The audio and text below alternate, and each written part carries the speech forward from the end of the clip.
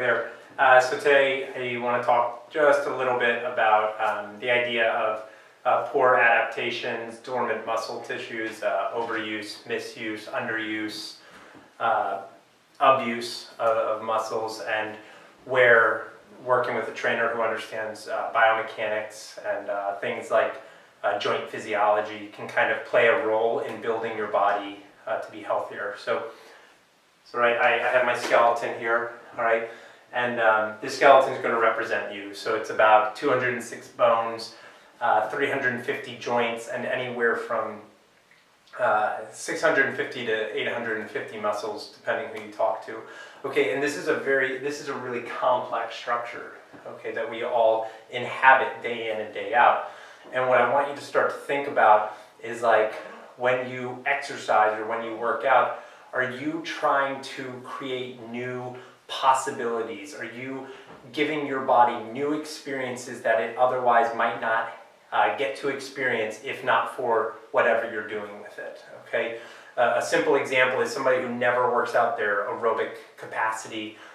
They never do cardio, and then they go and they're going to climb 15 flights of stairs. Okay, so what they're doing is they're starting to create the new experience. They're introducing low-level vibrations to their body and to their arterial system, their pulmonary system, their cardiovascular system, pumping blood in new places, jacking their heart rate up to levels of, or to elevations that aren't normal in such a short period of time.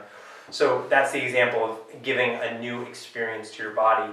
Now the same thing goes with the bones, okay? So for example, if you lived your whole life just making a fist and you never opened your hand, okay, and I'm not talking about 1 week, 2 weeks, 6 months, but if you went 5 years without ever opening your hand because for some reason you didn't understand, you didn't have the neural connection to open up your palm, you know, one day when you finally do it, that's new information for your brain, okay? So now you're going to perceive and experience and move through the world with this new information based off of this brand new experience, okay?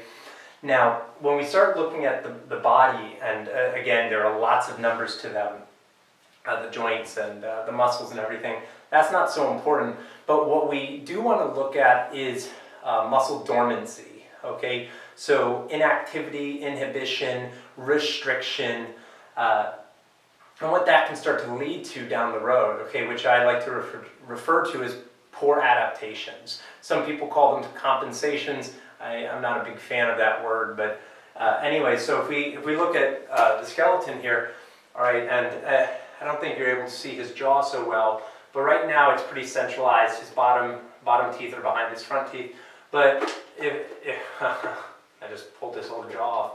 Okay, but if we make a small adjustment, okay, and now he has a bit of an underbite.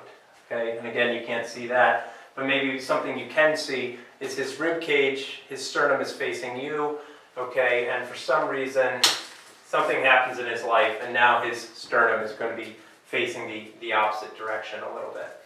Okay, his head is still going to work to stay on straight. Okay, you can even see he has a bit of a lean to the right, but he's going to make sure that his eyes stay level to the horizon, so he's going to bend his neck to the left, and you'll see his head is back on straight. Okay, and basically what starts to happen is because of our lifestyles, because of injuries, traumas, again, overuse, incorrect use of our bodies, we start to develop these patterns, these native habits that are really unique to us, okay? So this person might have, fallen off of a bike when they were 7 or when they're 27, okay? And the way that they landed caused them to shorten on this right side between the pelvis and the rib cage, okay? And so they got off the bike and they were kind of leaning that way, and maybe they were even rotating that way a little bit. Now, the person's not going to walk around like this, okay? What they're going to do is they're going to level out their head and do their best to convince themselves they're upright, okay? And they might even lift this shoulder up. They might even drop the opposite hip down. Everything to get their eyes back on the horizon, okay? Now, this is an extreme example of like a serious accident. These things do happen though.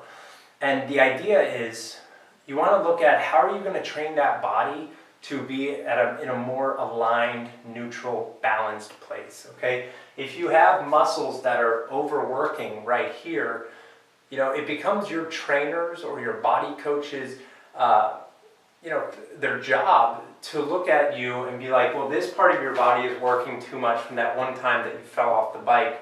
So what we need to actually do is get these muscles to turn on a little bit more so that we can kind of wrench you over this way. Okay, we need to bring some ease to these ones. And then they might even start to then talk about the neck and how you made an adaptation to keep your eyes on the horizon because of that accident. All right, so it starts to become a slippery slope. And the reason training with biomechanics in mind is so important is because you want to think about where your body is in space. Do you have a tendency to have your shoulders up here? Do you slouch like this? Is your head here? Do both of the inside arches of your feet kind of fall to the floor? Do you have really high arches? Okay. Do you stand with your pelvis all the way forwards? All right. Like there are a lot of different patterns that people can start to wear in their bodies. And they're not always stemming from injuries. They can actually come from just a certain mindset, a frame of mind, someone who's very rigid and very stiff and to the T. You can tell that that person doesn't have that fluidity from across the room, okay? And it's not just in their body, it's because they have a fixed way of thinking. It's kind of like, this is how you do it, this is how I see the world, there's no other questions about it, okay? When you train with biomechanics, you get introduced to a lot of stuff you don't know about, okay? How to use your body both statically and dynamically in ways that you normally wouldn't, okay? And a reason that it's so important that we want to do this in order to give new information to our brains is because if you look at the modern lifestyle, we live in a vicious cycle of habit. We go to the same job, okay? We do things at the job the same way over and over again, okay? So it's repetitive use, it's overuse. We sit a certain way, we use the mouse a certain way, we talk on the phone and lean in a certain way, we eat the same way, we drive, we accelerate, we brake with the same foot day in and day out.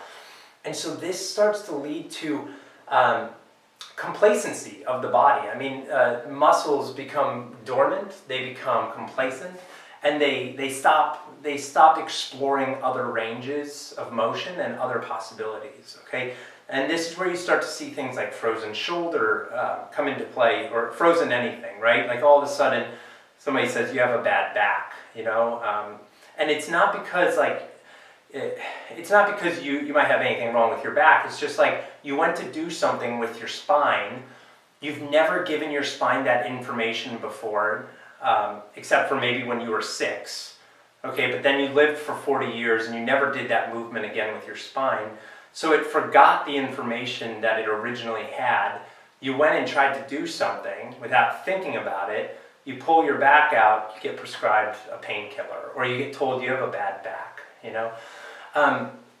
So what I see in a lot of Western medicine is physicians kind of taking the power away from clients, diagnosing them with arthritis and osteopenia and osteoporosis and scoliosis and sciatica and chondromalacia and all these different labels of the body, when really nobody is saying, well, this happened because you didn't have the information, you didn't have the sensory input or the motor control to do said action, so that when you jumped off of that small little ledge or cliff and landed, you blew your ACL out because your knee didn't understand how to plant, internally rotate, and absorb shock. But instead, you freaked your ligaments out, and they were like, whoa, I don't know how to do this. What the hell is happening? You tear your ACL, okay? My point is training is not about how many reps you can do, how much weight you can lift. That's not going to be a sustainable model for building your body in an intelligent way, okay? There's a systematic approach towards building the body and making the muscles do the work without putting excess stress or irritation on the joints, okay? Arthritis exists because cartilage wears away. And people will say, well, that once that cartilage is gone, it's gone. When really a lot of the scientific evidence shows that cartilage, ligaments, tendons, all that connective tissue is regenerative, which means it can rebuild itself, but first it needs a rest. Okay, you can't keep using a joint in the same way over and over again and expect a different result. Okay, eventually enough friction is going to start to make problems for the bones. But if you can get your muscles to balance out your body, you can actually take any achiness and soreness away from the bones and the joints and distribute the stress load to the muscles. Okay, and again, you can't necessarily do this by just going to a workout class or watching videos online and being like, I'm going to replicate that exercise. First you have to admit, where you are, and you have to get a sense of, this is where my body is. And it can be hard because it involves going against or admitting your ego, right? And kind of raising your hand and saying, I am responsible for everything that's happening with this body, okay? So after you admit that it's, once you take claim of that issue that's going on in your body, then you get to kind of step back and be like, okay, this is where I am. This is my pattern. Now I'm going to go train in a way to undo the pattern so that the overused muscles can start to relax, and the muscles that are dormant and asleep and not doing anything, so I can wake them up and bring them into the picture, okay? And then we start to balance the body out. We make sure that there's kind of this harmonious approach with how the joints are functioning, how the person is moving, how the person is holding themselves, breathing, and basically just supporting their body weight on their legs, okay? So anyways, training with biomechanics is a lot, it's a lot more complicated than simply watching something and being like, oh, this is how I do it. You really got to, you got to work with somebody who understands the physiology of the joints so that you guys can get together and they can start to tell you, well, I want the weight here. I want your pelvis rotated this way. I want your rib cage here. You need to feel it. You need to get that information so that then it can be a new experience that's, viscerally felt, but psychologically understood, and then you can start to progress from there. But taking shortcuts and just like over-exercising and just beating your body up for the sake of looking a certain way or wanting to accomplish something, when you haven't done the work of understanding your joints and your bones, it's not going to work for the long haul, okay? And I think with modern day lifestyle, with all the over-exercise and health that our society and culture is kind of constantly exposed to, you want to be intelligent about how you're going to inhabit, live in, and understand this body for the rest of your life. So for me, training is more of a meditative experience, and it's about improving the relationship with yourself, okay? Emotionally, psychologically, but really this is kinesthetic literacy.